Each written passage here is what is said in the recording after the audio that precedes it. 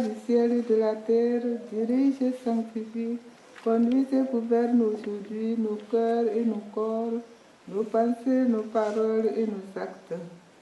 Fais-nous vivre selon ta loi et agir selon tes commandements, afin que ci-bas et dans l'éternité, nous obtenions par ta grâce le salut et la liberté. Ô toi, Sauveur du monde, qui vis et règne dans les siècles des siècles.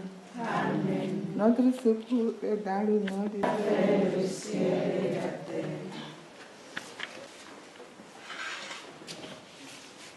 Règle du Saint Benoît. À partir de la Sainte Pâque jusqu'à la Pentecôte, on dit toujours Alléluia avec les psaumes et les repos. Depuis la Pentecôte jusqu'au début du carême, toutes les nuits on dit Alléluia. Avec les 6 derniers psaumes de l'office seulement.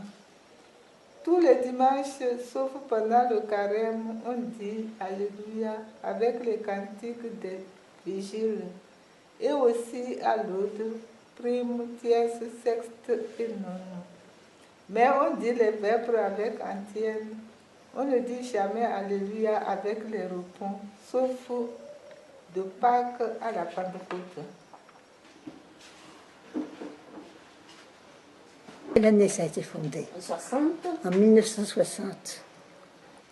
Nous étions en garde bien tranquillement, en menant la vie monastique. Et puis, le monastère avait passé par une période difficile, il n'y avait pas du tout de recrutement. Et puis tout d'un coup, je suis arrivée, et puis il y en a plein d'autres qui m'ont suivi, je ne sais pas pourquoi, c'est pas moi qui étais les chercher. Il y a plein d'autres qui m'ont suivi. Alors à ce moment-là, on a dit, on a commencé à parler de faire une fondation. Et puis à ce moment-là, c'était M. Maga qui était président de la République au Bénin. Et Mme Maga était une amie du monastère. Et Mme Maga tenait absolument à ce qu'on fasse un monastère dans son pays, le Bénin. Et puis il y avait aussi le cardinal Gantine, qui lui aussi voulait qu'on fasse quelque chose dans son pays. Alors, alors nous on était jeunes, là, les jeunes de notre mère maîtresse, c'était pas en catimini, c'était pas par derrière, c'était clair, c'était dit clairement. Alors nous les jeunes là, qui étions au noviciat à ce moment-là, on était toute une bande. J'étais l'aînée de la bande. Et puis il y avait sœur André, tout à fait, on était toute une équipe de jeunes. Après un long désert pour le monastère, alors il y avait on était là tout un groupe de jeunes, alors on était emballés par cette idée de partir faire une fondation en Afrique.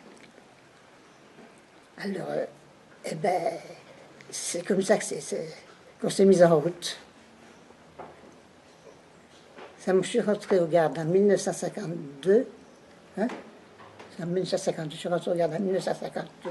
Et puis ensuite, il y avait... Plusieurs m'ont suivi. C'est pas moi qui ai été les chercher, parce que je ne les connaissais pas. Mais il y en a plusieurs qui m'ont suivi, qui sont rentrés. L'unité a fait une petite brochure. On l'a ici, moi je ne l'ai jamais vue d'ailleurs. Elle a fait une brochure qui raconte la fondation, les débuts de la fondation. Elle était en train de chercher le lieu pour fonder ce monastère. Et puis elle est montée par le train. Et puis elle priait pour demander au Seigneur de l'éclairer. Enfin, elle était en prière, une sainte femme, qui était en prière tout le temps. Alors le Seigneur, tout d'un coup, elle a aperçu dans le ciel une étoile. Et elle a suivi des yeux cette étoile. Quand le train monte, c'est pas droit comme ça, ça fait comme ça, ça va dans tous les sens. Alors tout d'un coup, elle voyait l'étoile, tout d'un coup, elle ne la voyait plus.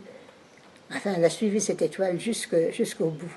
Alors elle a eu une inspiration, elle a dit, ce monastère s'appellera l'Étoile.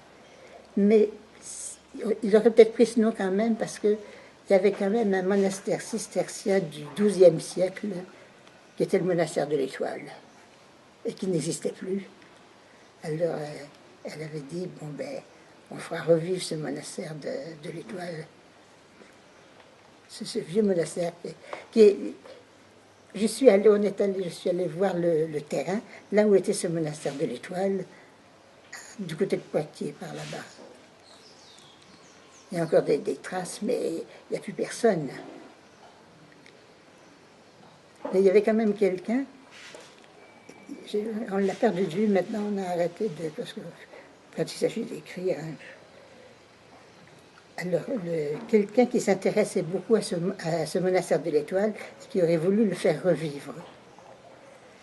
Mais nous, on était déjà installés là, et puis on pensait à l'Afrique, on disait, on va faire 2 monastères en France, là, à 200 km l'un de l'autre, non, ça n'a absolument aucun sens. Alors, on a dit non, on n'ira pas fonder là-bas, parce qu'on vient en Afrique.